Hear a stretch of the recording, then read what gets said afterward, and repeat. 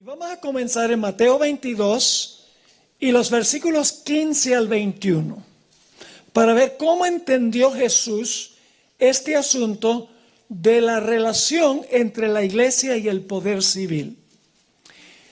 Dice en Mateo 22, 15, entonces se fueron los fariseos y consultaron cómo sorprenderle en alguna palabra.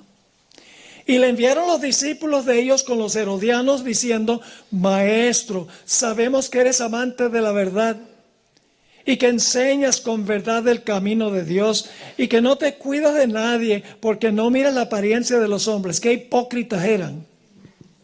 No creían nada de lo que estaban diciendo, pero están tratando de encaramelar a Jesús. Versículo 17.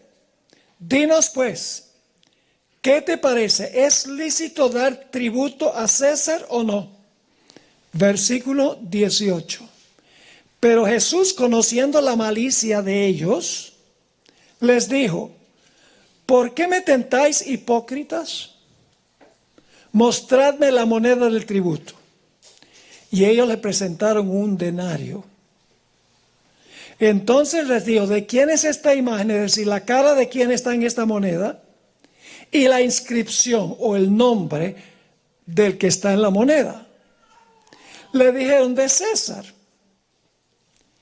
Y les dijo, dad pues a César lo que es de César y a Dios lo que es de Dios. ¿Reconoció Jesús la existencia de dos reinos? Sí, el reino de César y el reino de Dios. ¿Le debemos algo al reino de César? ¿Le debemos algo? ¿Qué le debemos? Los impuestos. ¿Le debemos algo financieramente al reino de Dios? Sí, los diezmos. ¿Sería justo que el gobierno nos cobrara un porcentaje de los diezmos? No. Porque los diezmos son ¿de quién? Los diezmos son de Dios. ¿Sería justo lo contrario? Que la iglesia reciba de el apoyo financiero del poder civil. No.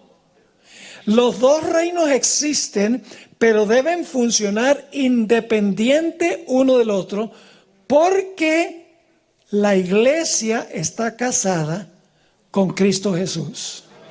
Y cuando busca el apoyo del poder civil, está cometiendo fornicación. Deben mantenerse separados. Jesús reconoció la legítima función de cada uno. Porque dijo, dale a César lo que es de César y da a Dios lo que es de Dios. Pero claro, la pregunta surge, ¿qué le debemos a Dios y qué le debemos a César?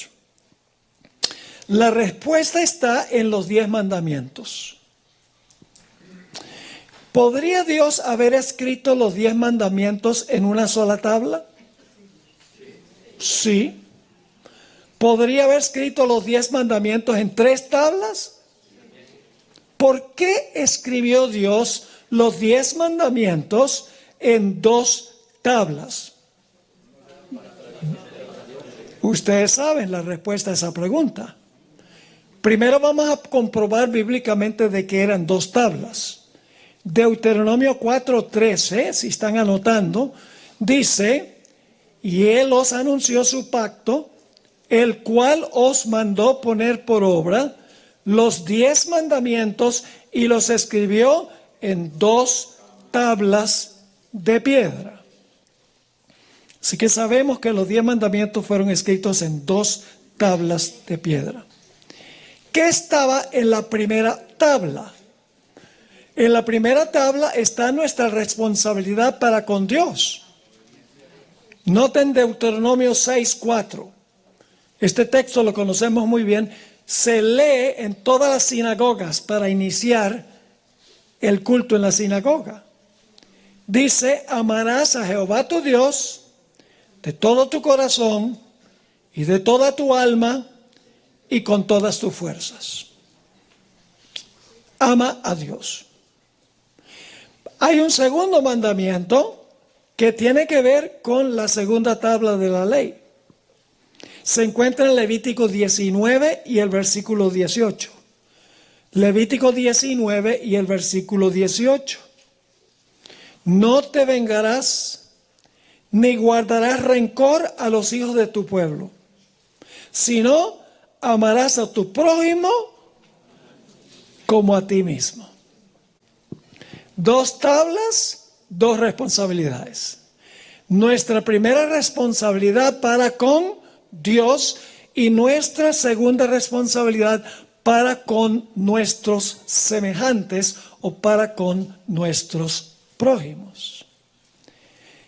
El Señor Jesucristo, en el libro de Mateo, el capítulo 22 y el versículo 34 al 40, amplía este punto. Vamos a leer esos versículos, Mateo 22, 34 al 40. Entonces los fariseos, oyendo que había hecho callar a los saduceos, se juntaron a una. Y uno de ellos, intérprete de la ley, es decir, un teólogo, un PhD, preguntó por tentarle, diciendo: Maestro, ¿cuál es el gran mandamiento en la ley? Jesús le dijo: amarás al Señor tu Dios con todo tu corazón, con toda tu alma y con toda tu mente. Este es el primero y grande mandamiento. Y el segundo es semejante: amarás a tu prójimo como a ti mismo. De estos dos mandamientos depende toda la ley y los profetas. Si miramos la ley, los 10 mandamientos, notamos que la primera tabla tiene 4 mandamientos que definen nuestra responsabilidad para con Dios. Luego tenemos el 5.º mandamiento, que une la primera tabla con la segunda tabla. Honra a tu padre y a tu madre. El Espíritu de Profecía dice que eso se aplica a amar nuestro Padre Celestial y también nuestro Padre y nuestra Madre terrenal. Es decir, es como lo que conecta la responsabilidad para con Dios y la responsabilidad para con el hombre. Y luego, todos los otros mandamientos definen lo que es amar al prójimo. Si amamos al prójimo, no lo vamos a matar. Si amamos al prójimo, no vamos a cometer adulterio con su esposa. Si amamos al prójimo, no le vamos a robar. Si amamos al prójimo, no vamos a hablar falso testimonio, ni vamos a codiciar ni la mujer ni lo que le pertenece al prójimo. Es decir, la primera tabla define nuestra responsabilidad vertical para con Dios y la segunda tabla describe nuestra responsabilidad horizontal para con nuestros prójimos. El poder civil no puede tener nada que ver con la primera tabla de la ley, porque esa tabla le pertenece exclusivamente a Dios. Pero el poder civil sí puede imponer la segunda tabla para preservar el orden civil en la sociedad, para proteger la propiedad, para proteger el matrimonio, para proteger la vida, etc. La reputación también. Ese es el deber de los poderes civiles. Ahora, cuando nosotros examinamos las acusaciones que lanzaron los líderes judíos contra Jesús, todas las acusaciones tenían que ver con la primera tabla de la ley. A Jesús nunca se le acusó de maltratar a sus padres. Nunca a Jesús se le acusó de matar, de cometer adulterio, de robar, de hablar falso testimonio contra otros o de codiciar lo que no le pertenecía. Todas las acusaciones contra Jesús que lo llevaron finalmente a la cruz Fueron acusaciones que tenían que ver con la primera tabla de la ley. Vamos a mirar varios ejemplos. Marcos 2 y el versículo 7. Acusaron a Jesús de quebrantar el primer mandamiento. No tendrás dioses ajenos delante de mí. ¿Te recuerdan que Jesús le dijo a un paralítico, tus pecados te son perdonados? Oh, enseguida reaccionaron diciendo, ¿por qué habla este así? Blasfemias, dice. ¿Quién puede perdonar pecados sino solo Dios? Este está quebrantando el mandamiento, no tendrás dioses ajenos delante de mí. También hay otra ocasión cuando acusaron a Jesús de quebrantar el primer mandamiento. En Juan 10:33, Jesús dijo, yo y el Padre, uno somos. Oh, se enojaron de nuevo. Y en el versículo 33 dice, le respondieron los judíos diciendo, por buena obra no te apedreamos, porque estaban tratando de apedrearlo, sino por la blasfemia, porque tú siendo hombre te haces Dios. Lo acusaron de quebrantar el primer mandamiento.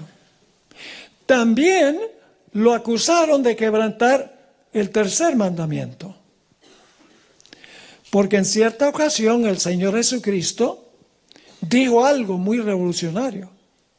Se encuentra en Juan 8 y el versículo 58 y 59, donde el Señor Jesucristo dijo, de cierto les digo, antes que Abraham fuese, yo soy. Estaba reclamando el nombre de Jehová. Para ellos estaba tomando el nombre de Dios en vano y se lo estaba aplicando a sí mismo. Yo pregunto, ¿acusaron a Jesús de quebrantar el cuarto mandamiento, el del sábado? En múltiples ocasiones. Notemos un par de ejemplos. Juan 9:16. Esto es cuando Jesús sanó el ciego de nacimiento. Juan 9 y el versículo 16. Entonces algunos de los fariseos decían, este hombre no procede de Dios, porque no guarda el día sábado. Y cuando Jesús sanó al paralítico, la historia está en Juan 5, versículos 16 al 18, dice, por esta causa los judíos perseguían a Jesús y procuraban matarle, porque hacía estas cosas en el sábado. Y Jesús le respondió, mi Padre hasta ahora trabaja y yo trabajo. Por esto los judíos aún más procuraban matarle, porque no solo quebrantaba el día de reposo, según ellos, no, sino que también decía que Dios era su padre, propio Padre, haciéndose igual a Dios. Ahí está el primer mandamiento otra vez. No acusaron a Jesús de desobedecer las legítimas leyes civiles que protegían la sociedad. Lo acusaron de quebrantar los mandamientos de la primera tabla que tienen que ver con su relación con Dios.